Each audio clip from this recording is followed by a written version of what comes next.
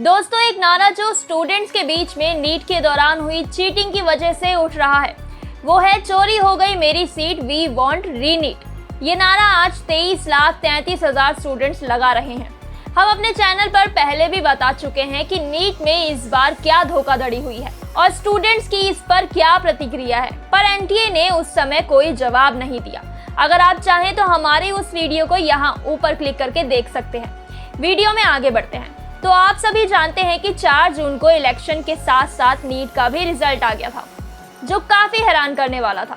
National Eligibility cum Entrance Test यानी NEET की परीक्षा में 67 ऐसे स्टूडेंट्स हैं जिन्हें फर्स्ट रैंक हासिल हुई, यानी उन्हें 720 में से 720 मार्क्स मिले हैं।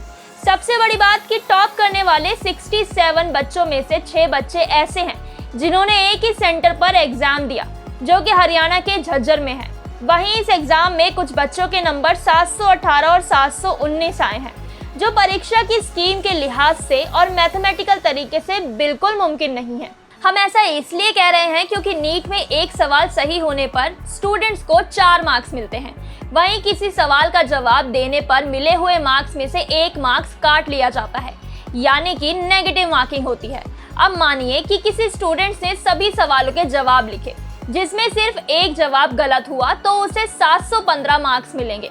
अब ऐसे में सवाल उठ रहा है कि फिर किस बेसिस पर कुछ स्टूडेंट्स को 718 और 719 नंबर मिले हैं। इसके अलावा सवाल इस बात पर भी उठ रहा है कि जब नीट का रिजल्ट 14 जून को अनाउंस होना था तो इसे 4 जून को क्यों रिवील किया गया?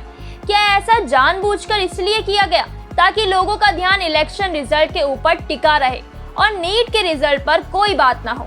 ये बड़े सवाल हैं जिनका जवाब शायद किसी इन्वेस्टिगेशन के बाद ही मिल सके।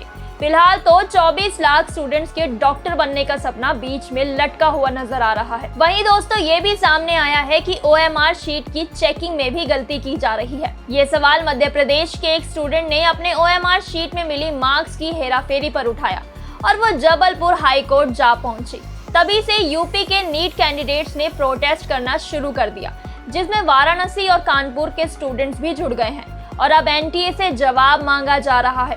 दूसरी तरफ इसमें एग्जाम लीक को लेकर जो शक पहले उठ रहा था उसने भी तूल पकड़ लिया है, क्योंकि उस समय 13 लोगों को पुलिस ने अरेस्ट तो किया था, लेकिन इसकी जानकारी नहीं दी कि एग्जाम लीक हुआ या नहीं। अब बच्चों के भविष्य के लिए एक सवाल जो हर कोई एनटीए से पूछ रहा है कि क्या देश की इतनी बड़ी परीक्षा दोबारा कराई जाएगी?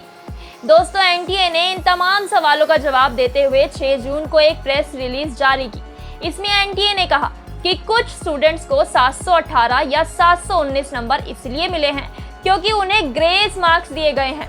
ऐसा इसलिए किया गया क्योंकि उन्हें एग्जाम सेंटर पर कम वक्त मिला था। वहीं जिन स्टूडेंट्स को 720 में से 720 मार्क्स मिले, उन पर एनटीए ने कहा कि ऐसा इसलिए हुआ क्योंकि इन छात्रों को फिजिक्स के एक क्वेश्चन के आंसर के लिए रिवीजन मार्क्स दिए गए हैं। वहीं जल्दी रिजल्ट जारी करने पर एनटीए ने जवाब दिया कि जल्द से जल्द रिजल्ट अनाउंस करना एक सेट प्रोसीजर है और इस बार एनटीए ने ये काम 30 दिनों में ही कर दिया।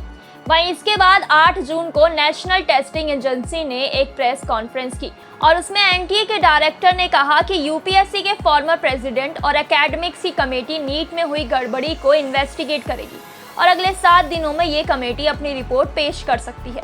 लेकिन ये इन्वेस्टिगेशन पूरे मामले पर नहीं होगी, सिर्फ 6 सेंटर और 1600 कैंडिडेट्स तक ही सीमित रहेगी।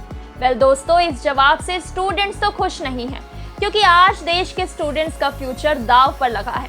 वेल दोस्तों, आपका इस पूरी रिपोर्ट पर क्या कहना है? हमें अपना जवाब कमेंट सेक्शन में जरूर बताएं।